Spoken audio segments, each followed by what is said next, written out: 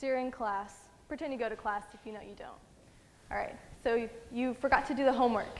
You turn to ask your classmate to find that you can't speak. Your face is drooping. You reach out in a panic to find that you can't move your arm either. You're having a stroke.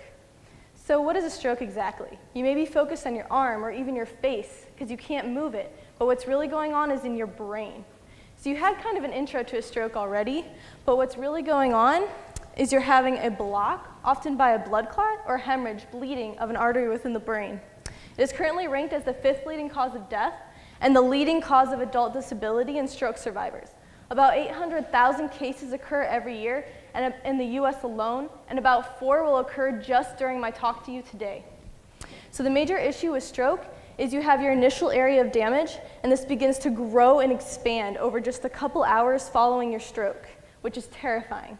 So you need to treat this immediately. Unfortunately, we only have one FDA-approved drug for treatment of stroke right now, and this is called tissue plasminogen activator, or TPA, which actually goes in and dissolves the clot. But this actually puts you at an increased risk for hemorrhage or internal bleeding and increased risk of death if used over 4.5 hours after your stroke occurs. So this sounds like plenty of time, right? Like half of a Lord of the Rings movie? Yeah, actually it's not. So most patients don't actually come into the ER as soon as they start showing symptoms. But for the sake of this argument, let's pretend that you do come into the ER as soon as you realize you can't move your arm and your face and you can't speak.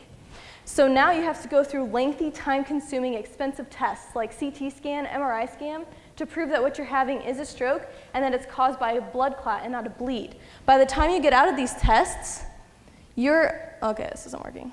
You're now outside of that window and you can no longer be treated. And because of that, only 2 to 5% of stroke patients are being treated with this drug, and that's completely terrifying. And I plan to change this by looking at the blood and markers within the blood, and if we can actually tell a timeline for stroke by looking at this. And so far, I've actually analyzed 50,000 genes in the blood and how they've changed after stroke from 0 to 6 hours. So far, my research is extremely promising. I found 3 genes that change, or markers, so what I'm going to call them is blood markers, that have unique patterns changing after stroke occurs. So ideally how it's going to happen is we can develop this into a test that can be a rapid test similar to a pregnancy test or a urine test, so that you put a couple drops of blood on one end and it reads the level of these blood markers and determines how long it's been since stroke occurred. So for example, 2 hours, which is plenty of time to be treated. And who knows, maybe we could combine them, tell if you're having a stroke and if you're pregnant.